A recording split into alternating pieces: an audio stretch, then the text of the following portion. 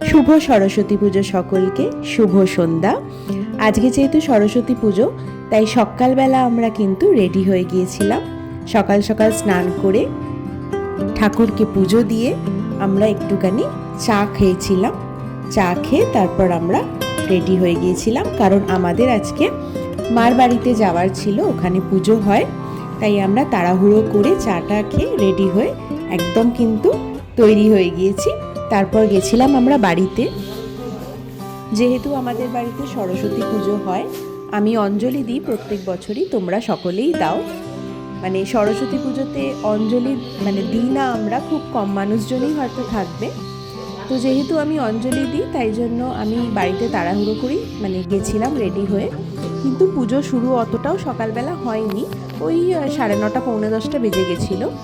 আমাদের বাড়িতে প্রত্যেক বছর লক্ষ্মী পুজো বা সরস্বতী পুজো কিন্তু আমার ভাই করে, আলাদা করে কোনো ব্রাহ্মণ আসে না। আমরাও যেহেতু ব্রাহ্মণ, তাই আমার ভাই এই দুটো পুজো করতে পারে, তাই ও পুজোগুলো করে। আরও খুব নিষ্ঠা ভরেই পুজো করে। সরস্বতী পুজো করতেও ধরো আমাদের বাড়িতে 1-1.5 ঘন্টা লেগেই যায়।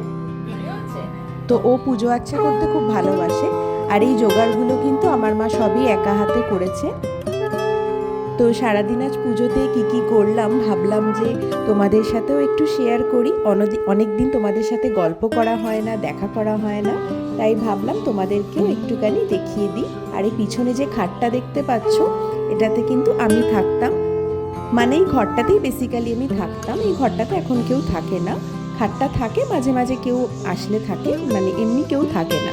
তো যাই হোক, তো এবারে তোমরা কারা কারা বাড়িতে সকালবেলা পুজো করে সেজে গুজে ঘুরতে যাও অবশ্যই কিন্তু জানিও। সরস্বতী পুজো হবে আমরা ঘুরতে যাব না, সেটা তো কখনো হতেই পারে না। কারা কারা এখনও নিজেদের স্কুল কলেজে যাও সেটাও কিন্তু অবশ্যই জানিও, কারণ স্কুল কলেজে যাওয়ার মজাটাই কিন্তু আলাদা। আমার ভাইও কিন্তু আজকে কলেজ যাবে, প্লাস ওখান থেকে ও নিজের স্কুলে যাবে, প্রত্যেক বছরইও যায়। এখানে আমাদের পুজো হওয়ার পর কিন্তু ভাই আরতি করছিল, যেহেতু ধুনো ছিল তাই জন্য একটুখানি ধোঁয়াটে হয়ে গেছে। তো আমি ভাবলাম তোমাদেরকে আমাদের বাড়ির পিছনটা একটু দেখাই। বাগানটা একটা ছোট্ট বাগান আছে, মা এখানে অনেক রকমের গাছ করেছে, কিছু ফুল গাছ আছে, লঙ্কা গাছ আছে, পেঁপে গাছ আছে। আর এটা দেখো একটা টগর ফুল গাছ, গরমকালে কিন্তু প্রচুর টগর ফুল হয় এখানে। এটা আমাদের বাড়ির পিছন দিকের রাস্তাটা। চলো তোমাদেরকে দেখাই। সামনের দিকে গাছগুলো তো তোমাদের একবার দেখিয়েছিলাম, তো ভাবলাম পিছনের এন্ট্রান্সটা একটু দেখাই। এটা পিছনের একটা গলির রাস্তা।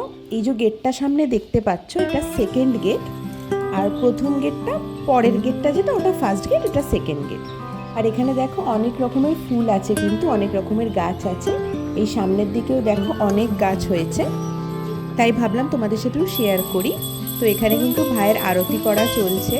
তোমরা কারা কারা সরস্বতী পুজোয় কিভাবে মজা করলে অবশ্যই কিন্তু আমাকে জানাতে ভুলো না। আর আমার ভিডিওগুলো তোমাদের যদি একটু ভালো লাগে তাহলে প্লিজ আমার পাশে থেকো, লাইক করো, শেয়ার করো, প্রিয়জনদের সাথে শেয়ার করো, আর অবশ্যই সাবস্ক্রাইব করো। পুজো শেষে আমরা একটু ঘুরতে বেরিয়েছিলাম। কোথায় যাব জানি না, কিন্তু ভেবেছিলাম একটু চা কফি খেতে যাব, কিন্তু কোথায় যাব সত্যিই ঠিক ছিল না। তো ভাবলাম একটু পাটুলির দিকে যাই। তো যেতে যেতে আর কি ভাবলাম তো কোনো একটা ক্যাফেতে যাব। তো এখানে আমরা দ্য বেইন শট ক্যাফেতে এসেছিলাম। এটা পাটুলিতে আছে, অনেক জায়গাতেই আছে, আমাদের নিয়ারেস্ট যেহেতু পাটুলি পড়ে, তাই আমরা এখানে এসেছিলাম। এখানে অর্ডার আমাদের দেওয়া হয়ে গেছিলো, বসে এখন ওয়েট করছি কখন আসবে। তো এখানে আমরা নিয়েছিলাম একটা, তোমার 2টো ক্যাপুচিনো নিয়েছিলাম, আর একটা চিকেনের আইটেম নিয়েছিলাম। চিকেনের আইটেমটা পরে ভাবলাম বেকারই নিলাম, কারণ খেয়ে একদমই পেট ভর্তি হয়ে গেছিলো। দুপুরে আমাদের বাড়িতে খিচুড়ি হয়েছে, তো সেটা খাওয়ার কথা ছিল, খেয়েছি অল্প, কিন্তু বেশি খেতে পারিনি। তো যাই হোক, আর কিছু করার নেই। খাওয়া দাওয়া শেষে সেরে আর কি আমরা বাড়ি ফিরে এসেছিলাম, ফ্ল্যাটে ফিরে এসেছিলাম, চেঞ্জ করে বাড়িতে মার কাছে যাব খেতে। তো গেছিলাম, অল্প একটু খেয়েছিলাম। তো বাড়ি ফেরার পথে এখানে দেখো প্রচুর স্টুডেন্টদেরকে দেখছি, সবাই সেজেগুজে বেরিয়েছে।